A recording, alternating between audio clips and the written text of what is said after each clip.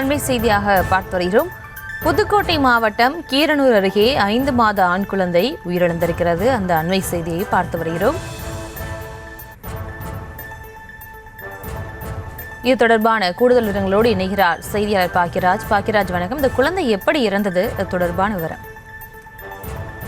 புதுக்கோட்டை மாவட்டம் கீரனூர் அருகே கண்ணாங்குடி பகுதியைச் சேர்ந்தவர் மணிகண்டன். இவர் புலியூர் பகுதியைச் சேர்ந்த லாவண்யா என்ற பெண்ணை கடந்த 1.5 ஆண்டுகளுக்கு முன்பு திருமணம் செய்துள்ளார்.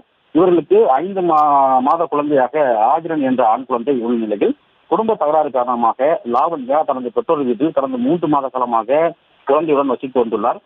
கணவர் மணிகண்டன் நாக்பூர் மாநிலத்தில் பயணம் செய்து வருகிறார். இருவருக்கும் இடையில் வயது வித்தியாச பிரச்சனை மற்றும் குடும்ப பிரச்சனைகள் விவகாரத்து பெறும் எண்ணத்தில் இருந்து வந்ததாகவும் சொல்லப்படுகிறது.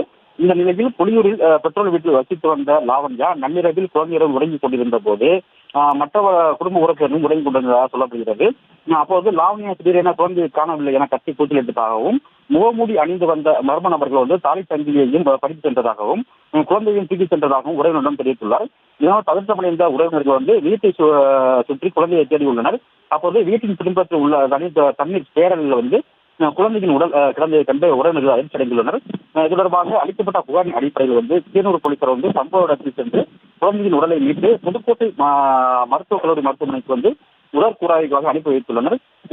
இந்த சம்பவம் தொடர்பாக சம்பவத்தில் நேரில் ஆய்வு மேற்கொண்ட மாவட்ட காவல் கண்காணிப்பாளர் அபிஷேக் குப்தா தீவிர விசாரணை நடத்த உத்தரவிட்டார். இதனைத் தொடர்ந்து குழந்தையின் தாய் லாவண்யாவை கீரனூர் காவல் நிலையத்தில் அழைத்து சென்று போலீசார் விசாரணை நடத்தி வருகின்றனர்.